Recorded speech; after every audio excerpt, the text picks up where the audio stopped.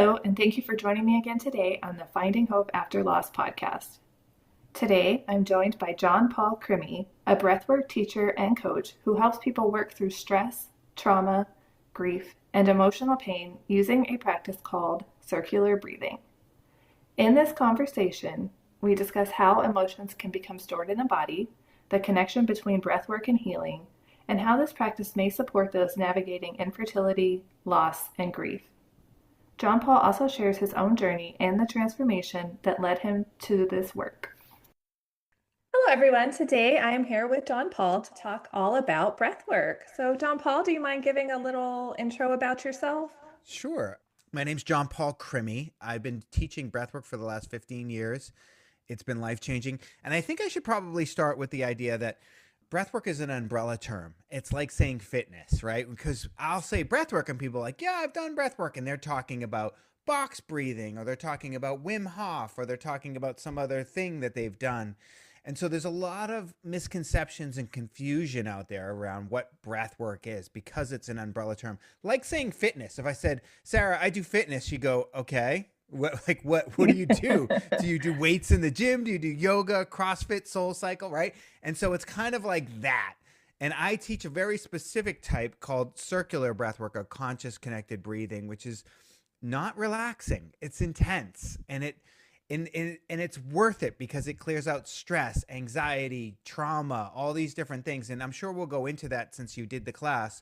But I just want to be clear about that when I say breath work, because people get confused and they confuse it with a lot of different things. And I think for me too, when I heard the term breath work, I was thinking like the kind of breathing you do with yoga, like the Yes. relaxed, that kind of breathing. So yeah, I was definitely like, this is not what I expected.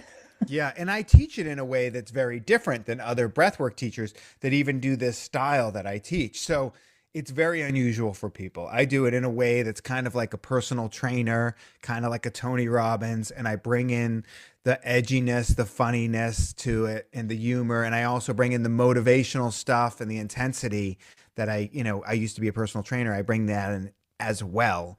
So I teach it in a very different way. And I bring in the science, which when I started breathwork, there was no science. It was all new age woo woo stuff. And I found all the science out there around this thing. And a lot of people like myself appreciate the science and all that kind of stuff.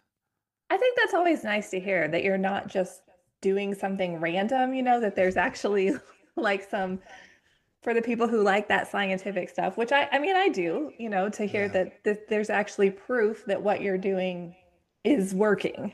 Yeah, yeah. Why does the body do this when we are breathing in this specific way? And why does breathing in this specific way, release stress, anxiety, generational trauma? Like a lot of people can't wrap their brain around this whole thing because I've been breathing since I was born unconsciously. Right. So wait, I'm going to come to your class and you're going to show me a different way of breathing, and I'm going to breathe in this different way, and it's going to clear out my stress, my anxiety, my generational trauma. Like they can't even wrap their brain around that idea until you actually do it. So that's why I'm always trying to convince people, like, you have to come try this thing. It's way different than you think. It's way more incredible than you could possibly believe. And here's the thing, you don't have to believe in it. The results will be there no matter what. Even if you're skeptical, I love skeptical people. I love cynics and critics. Like, just come and try it and tell me that I'm wrong.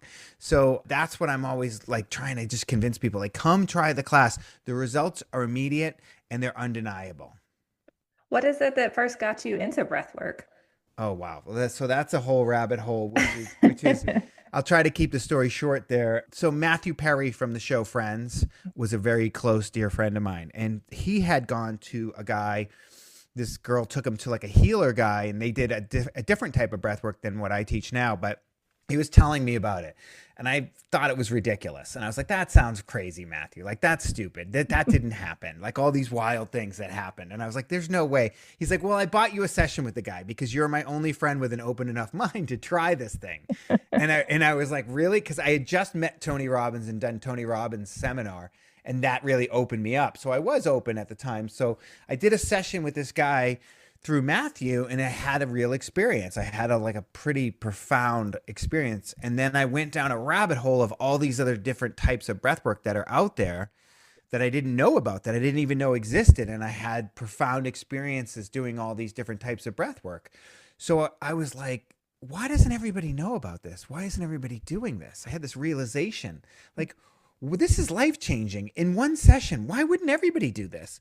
And I realized because it had been kept in these new age kind of woo woo circles, and people like to do things with people they can relate to, people that they go like, yeah, okay, if that angry East Coast guy can have this massive change, then I'm open-minded enough to try it. Like, because I was kind of didn't realize it that I was really angry at the time.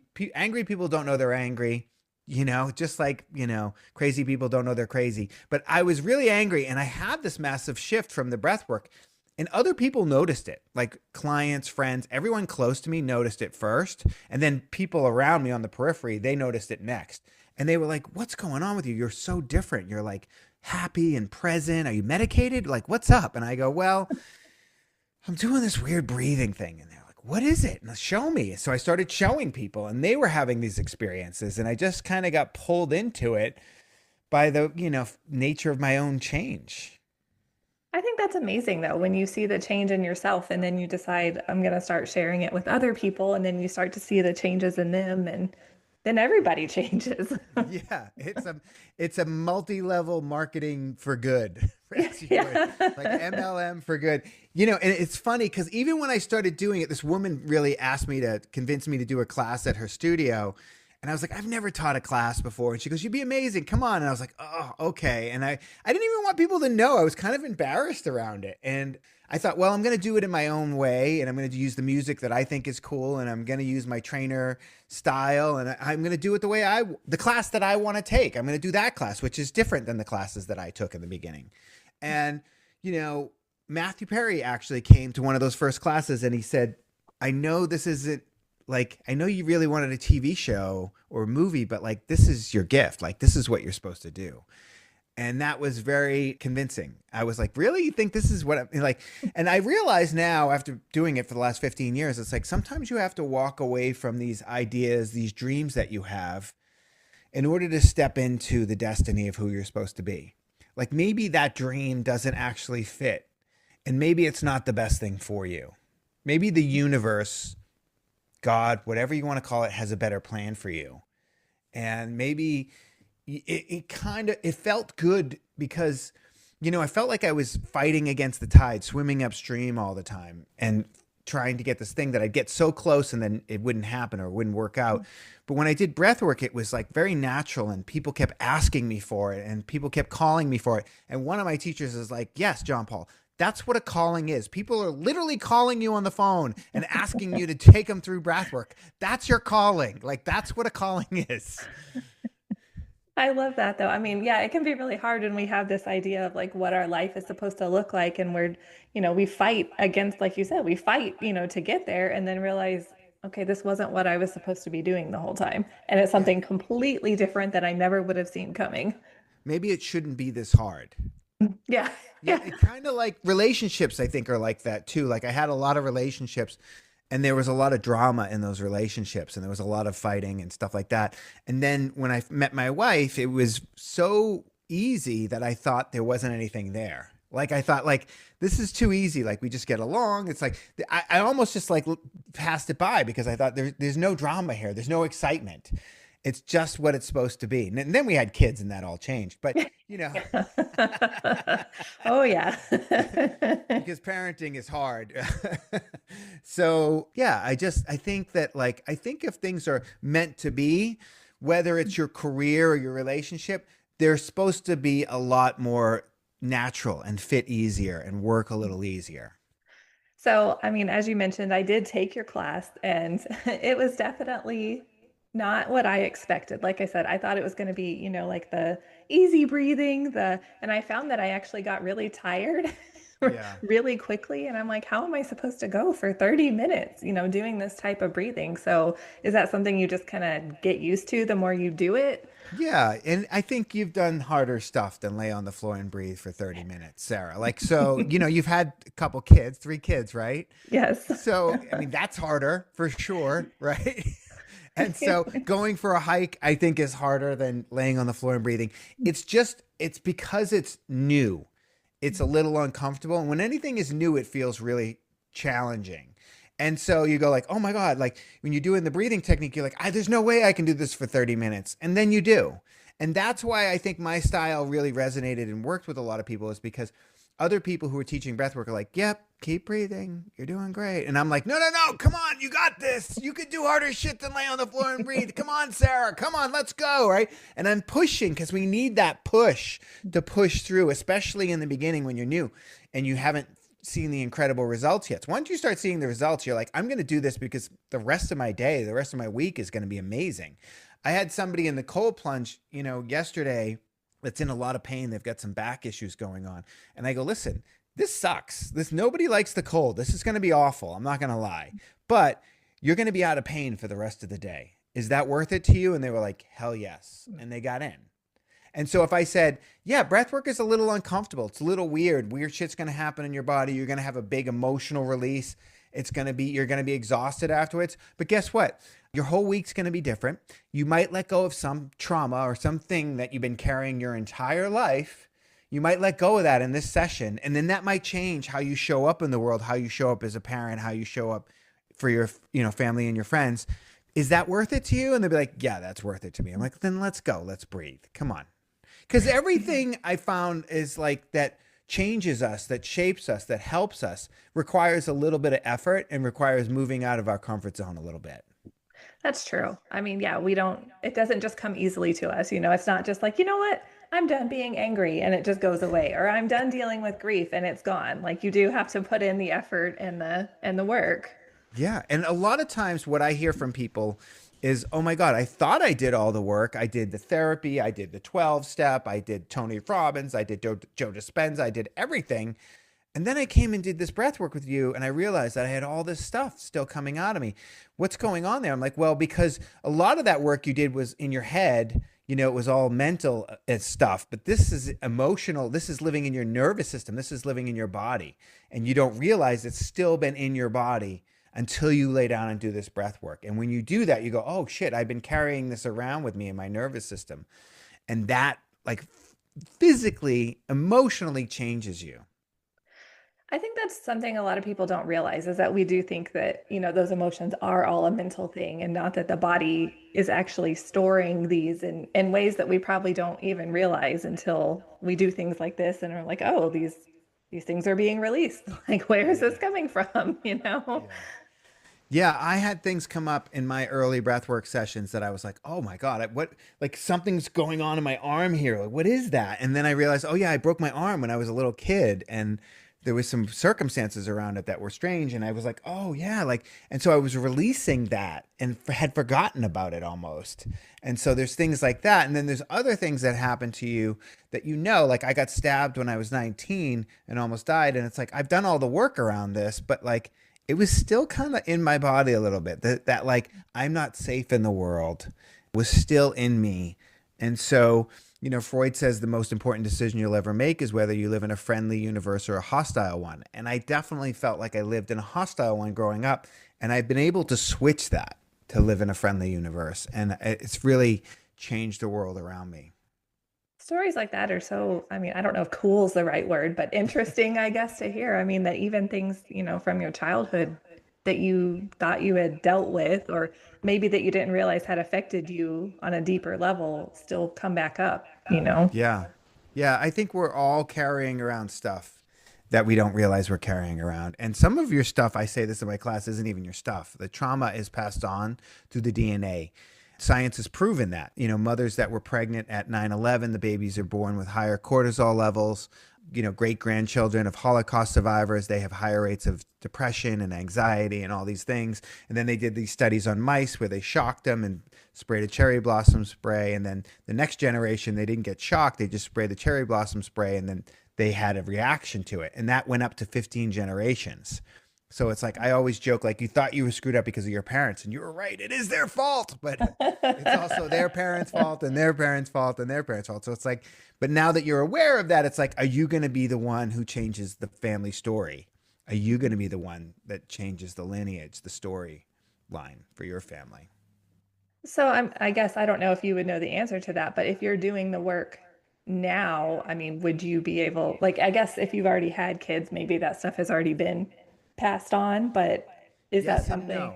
You can still change the story. Like some stuff is genetic, some stuff is there, but like how you react, I've changed it as my kids have been born. Like there has been times where I've reacted in a certain way and then I'm like, "Oh, wow, I'm doing this. I don't want to act like this as a parent. Let me shift this right now in real time." And my kids see that, right? And then one of the things that I talk about is like this is going to sound a little corny and trite, but it's like really learning to love myself and not beat myself up about mistakes. Like I'm never going to hit a point. I had this realization. I'm never going to go to a place in my life where I stop making mistakes. Like I somehow thought like I'm going to stop making mistakes at some point. And that hasn't happened. And I don't think it's ever going to happen. And so the shift for me is like, okay, if I'm going to keep making mistakes, can I stop being so hard on myself for these mistakes? Because your kids don't listen to what you say. They listen to what you do. They watch you. So like if I mess up, it's like, okay, let me model what it's like to not be so hard on myself when I make a mistake. And let me also allow myself the grace when I do make a mistake in front of my kids and to apologize. Like, you know what? Daddy got really upset there. I'm sorry. And so I'm teaching them that it's okay to make a mistake and it's okay to apologize when you make a mistake. Yeah, that's something I definitely need to work on as well, having kids. I mean, because the way you react affects them a lot more than you realize. And so sometimes I will be like, wow, I'm too stressed, I'm too overwhelmed, I'm too whatever, and that's not how I want to react.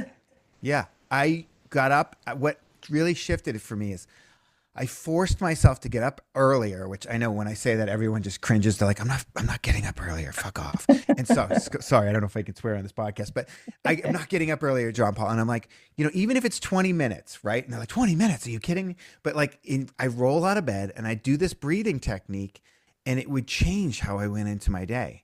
I cleared out the stress. I cleared out the anxiety and it cleared out all the noise and all the stories in my head that was telling myself that like, oh, I got to do this today. And this is really important. And that was stressing me out that I'd be like, come on, you got to get your shoes on, get your whatever, right? All those things, turn that off and be like, let me just be present here.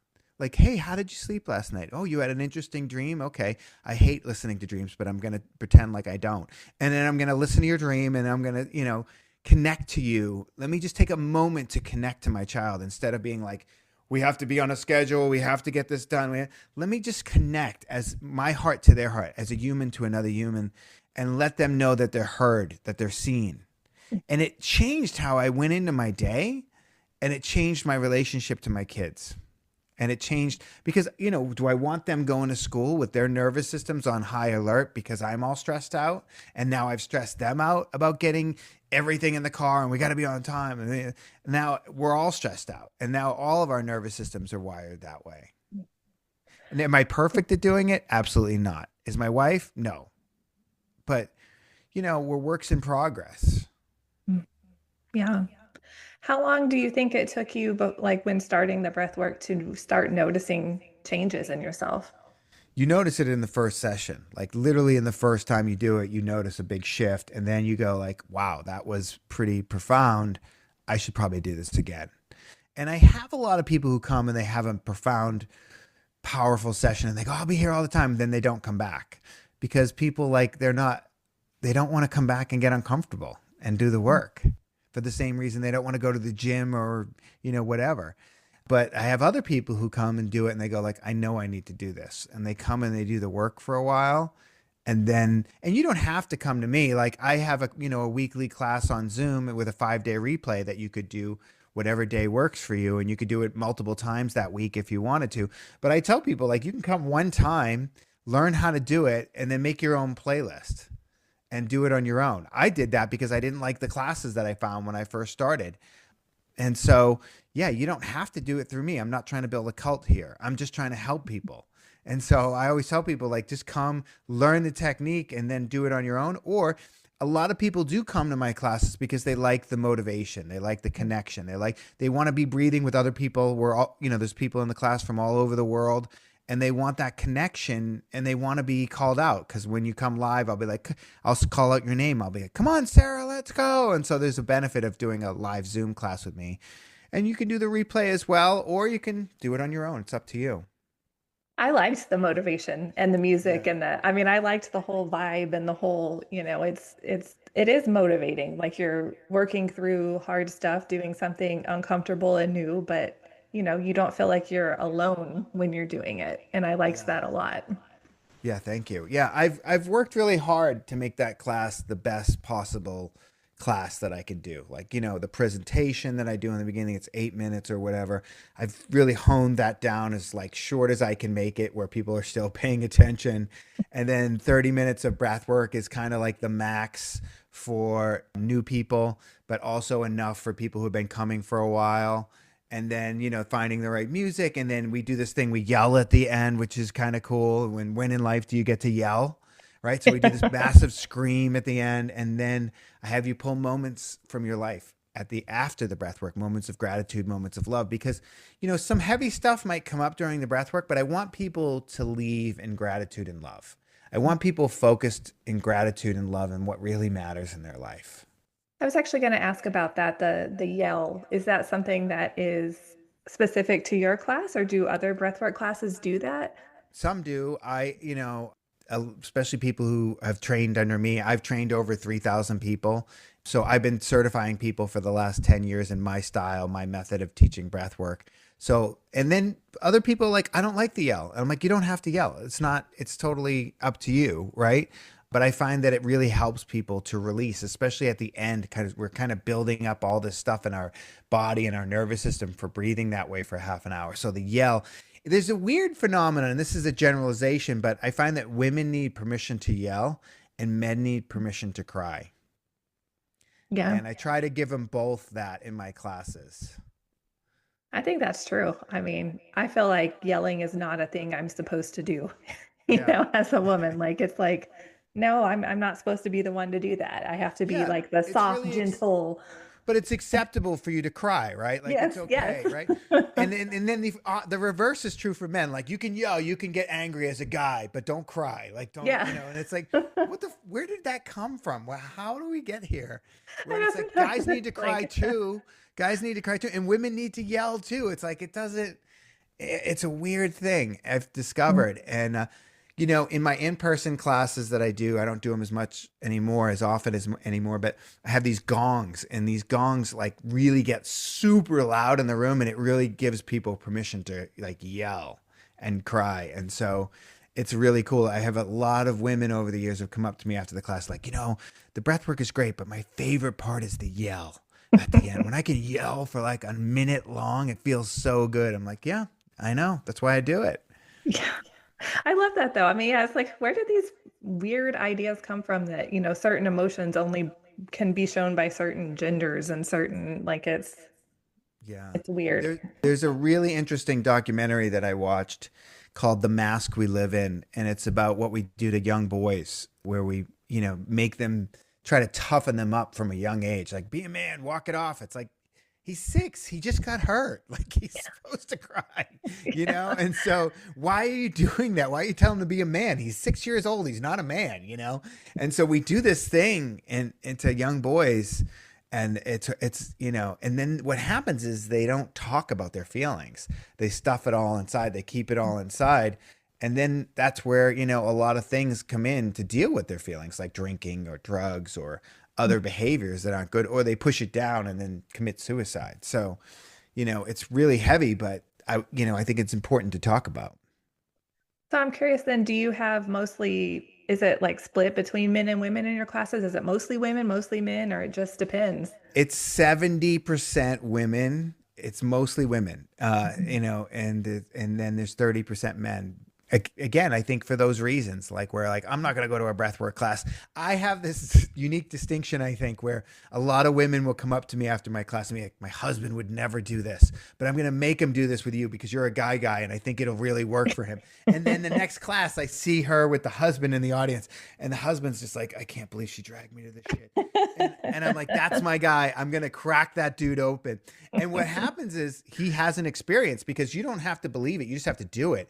And there's a weird thing where it's like, even if you're like the more skeptical and closed off you are and you don't express your emotions and your feelings, the bigger the experience. So these guys who come will have this huge release, and then they'll come up to me sometimes and they'll go, "Hey man, can I talk to you?" And I go, "Sure." And I go, "I thought this was so stupid, but this was life changing, and I'm really glad she brought me to this. Can I give you a hug?" And I'm like, "Sure." And then they start crying on me in the lobby, and I'm like, "Wow, this guy had it." And that's happened. What I just explained there, that's happened to me hundreds of times, not 10 times, hundreds of times over the last 15 years. That must be so amazing Like to see every that. class it happens, like every single class. Wow. Yeah, I mean, that has to feel so good to know that you're helping to make that change in people. It does. It's the thing I tell my students that I teach, who are going to go do this work themselves. I'm like, listen, forget about the money. The money is a byproduct of doing good work and helping people. What you want to focus on is how many lives can I change? And then the money will come as a byproduct. But like when you change someone's life, you feel amazing. That's purpose. That's fulfillment. That fills you up. You're not always going to be happy all the time. Happiness is an emotion that comes and goes. But if you have purpose, if you have fulfillment, that's going to carry you through the times you're not happy. And this work will give you that in a way that you had no idea. And I tell them that, and then they still email me after they've done a session or a class or whatever. And they're like, "Oh my God, I did a class and it was amazing. And I helped these people and they told me that I changed their life." And I'm like, "Yeah, I know. That's what I told you was going to happen." Like, that's what I said. It's like, I tell people what's going to happen. And then they come to me like, "I can't believe what you said was true." Like, well, what did you think? I was lying? Like, this is Like I was just making up a story. it's the same with the breath work. I like tell people, like, come to the breath work class. You're going to have this profound experience and it might be life changing. And they're like, and then afterwards, like, that wasn't life changing. And I'm like, that's what I told you. Like, I'm not surprised. You're the one who's surprised. Right. Right. You're like, I knew this would happen all along. That's what I've been saying. Yeah. I'm surprised if it doesn't happen. That's what surprises me. Like, you must be really blocked off, or you got so caught up in the physical sensations during the breath work that you couldn't like let your mind go and release. That happens once in a while, but most of the time the breath work's just going to do it no matter what. Mhm. So as you probably know, this podcast is a lot about, infertility and loss and, subjects that come up with a lot of grief and a lot of, feelings and emotions regarding that. So do you think that breath work is something that can help with like stored feelings of grief and things like that? Yeah, there's two different things that you said there that I'd like to go over because I think they're both really important. And so I'd like to touch on them separately. The first was infertility, right? And that's challenging and hard. And when I first started doing breath work, I was in different groups and I heard people talking, this guy saying like, you'll get pregnant doing this breath work. And I was like, what? Why? How are you making that statement to someone who wants to have a baby who's struggling with infertility? Like, that's a pretty profound like thing to say. Like, I wouldn't make that statement or that promise. However, over the last 15 years, I've seen it. I've seen it a lot. I've seen a lot of people struggling with infertility, doing IVF, doing all the things, and then they start doing breath work and it actually, I don't know if it does it or it helps or whatever. And I've asked myself, like, why is that? And this is my hypothesis. This is what I think. I think we have stories and things like we were talking about in our nervous system that are blocking us from allowing the conception to happen, right? Whether it's like, I don't know if I'll really be a good parent, or, the unconscious or conscious stories, or, the world that I grow up in, or the world that we're in now is really scary. Like, we're blocking it in a way. And when you do the breath work, it clears out those blockages. It clears out those stories, and it allows you to go like, I'm safe. It's all going to be fine. Everything's going to work out with the baby, whatever. And it kind of opens you up in a way. Because, if you can stress yourself out to the point where you lose your hair, like I have alopecia, I lost my eyebrows and my hair. If you can stress yourself out through your emotions that it affects your health and your eyebrows fall out, or it causes heart disease or cancer or whatever, then the opposite can be true as well, right? Like, we can heal our body. We can help our body open up to the things that we want. So everybody believes that you can stress yourself out, that you can use your emotions to mess up your health. Well, why don't people believe the reverse? I mean, that's a very good point. It And is it a would, really good point, and maybe right? some of that is what goes into that unexplained infertility diagnosis that so many people get, where they're like, well, we don't know why you can't get pregnant. Everything looks Yeah. fine, but Yeah. we don't Ex- know. exactly. And so I've just seen it a lot. I've seen it with students who have done my trainings and then they get pregnant, like all kinds of and I don't want to, I'm not making that promise, but I'm saying like it's worth trying for sure. And again, like it's not a money grab for me. Like you could do one class and then do it on your own and then see if the breath work changes it for you. So that's the infertility thing. That's the piece of that. The grief thing is a whole other thing. And so, I have unfortunately a lot of experience with grief. I've lost a lot of people. I lost 6 close friends before I was 21. I've lost a ton of friends along the way. I lost Matthew Perry, who led me to breath work, and I've lost people to suicide and to drug overdoses and just all of these horrible things.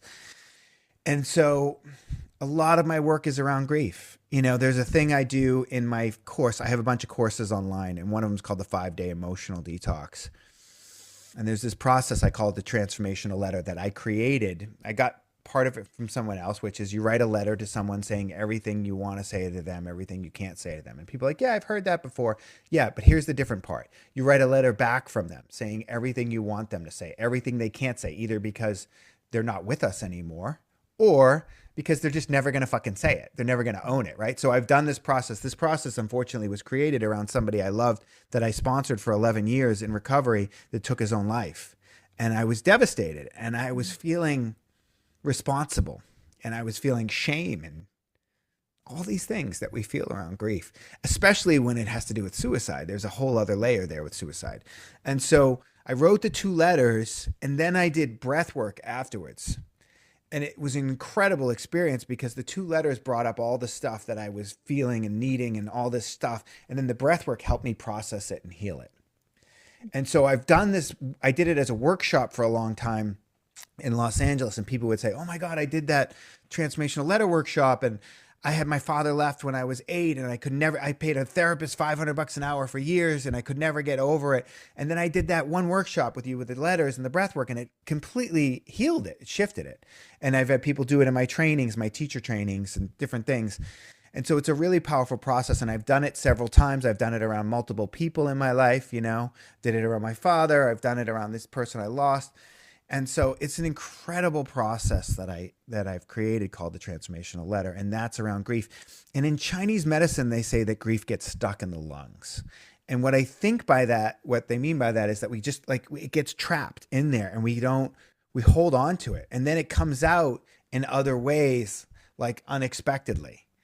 And I think what breath work does is it doesn't get rid of it, but it allows you to process and feel it instead of holding it in, and it allows you to walk with it because I don't know, I'm not completely sure that we totally ever let go of grief, but I think we learn to walk with it.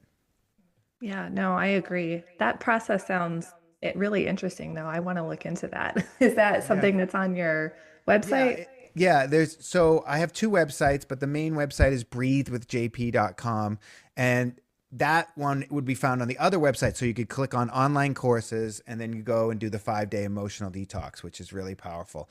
And in that course, there's downloadable breathwork tracks that you can use anytime for the rest of your life, that you can use different length tracks.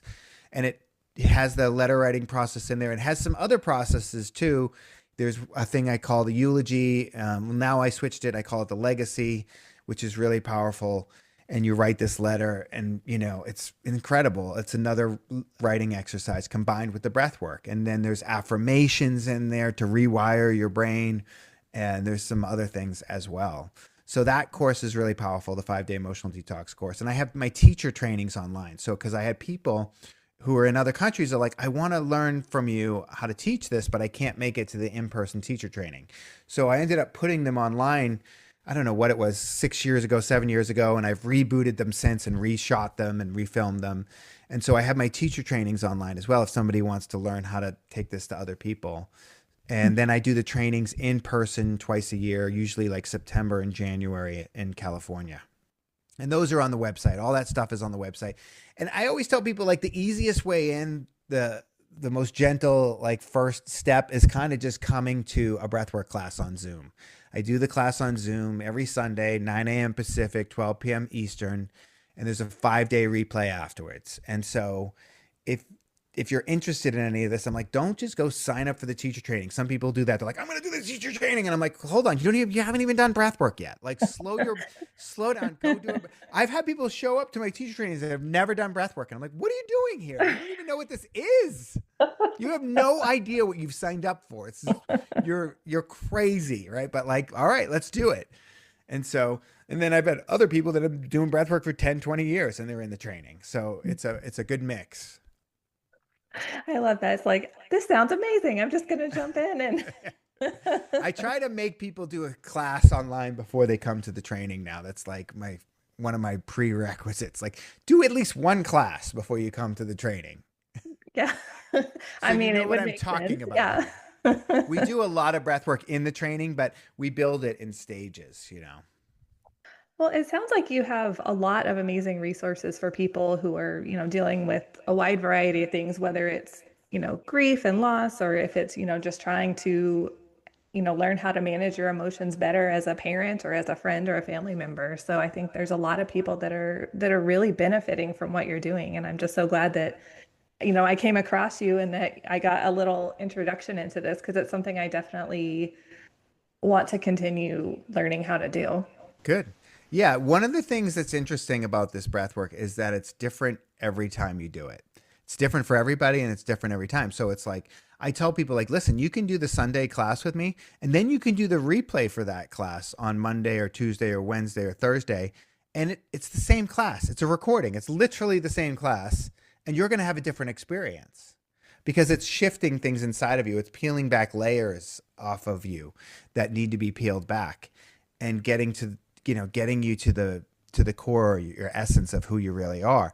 So I'm like, don't just come one and done. Like do a handful of classes and see what's there for you, or make it a weekly practice and see what happens in your life. Yeah, definitely need to do that as a parent of three crazy children. Love them, but Yeah, life is it's a a bit lot. chaotic. Yeah, it's a lot. Well, I know you already mentioned your website. Do you have other ways to connect with you, like social media or anything? Yeah, I'm on all the social media stuff and Instagram, Facebook, all those things. But it's a lot to like message me there, and like I don't have time for all of that. I have an assistant who will respond to the messages or the emails or whatever. Because if I was just like messaging people on Instagram all day long, I wouldn't be a present dad. I'd be a Yeah. shit dad. So I'm trying to be present in my life. But there, you can watch the videos on there. There's some funny stuff. There's some good tips on there and check it out. And then, like I said, the easiest way is just to come to the website, which is Breathe with JP, BreatheWithJP. So some people do breath with JP. Oh, yeah. Breathe with JP. That's why I have to say that. And just see everything that's on there and look around and navigate through the website and sign up for a class. And it's $29 for the class, but it's $10 off your first time because everybody likes a deal. And so it's $19. I'm like, that's a burrito now. Like Yeah. skip the Yeah. burrito and do a class and you'll feel way better than if you had the burrito. Now listen, I'm not knocking burritos. I love burritos. I'm gonna go have one too. Right. But I'm just saying, just one time, just try it and see what's there for you. Well, thank you so much for coming on and sharing all of this information with us today. I hope people definitely go check it out. You're welcome. Thanks so much for having me on, Sarah. A special thank you to Jon Paul for sharing all of this insight on breathwork, emotional healing, and the connection between our bodies, grief, and stress. One of my biggest takeaways from this episode is that healing isn't always just about changing our thoughts. It can also involve processing the emotions that we carry in our bodies. Whether it's grief, trauma, or everyday stress, giving ourselves the space to feel and to release those emotions can be such an important part of the healing journey. If you enjoyed this episode, please consider sharing it with someone who might need it, or leave a review on Apple or Spotify. It really helps more loss and infertility families find these conversations. Thank you so much for tuning in, and remember, we are all in this together.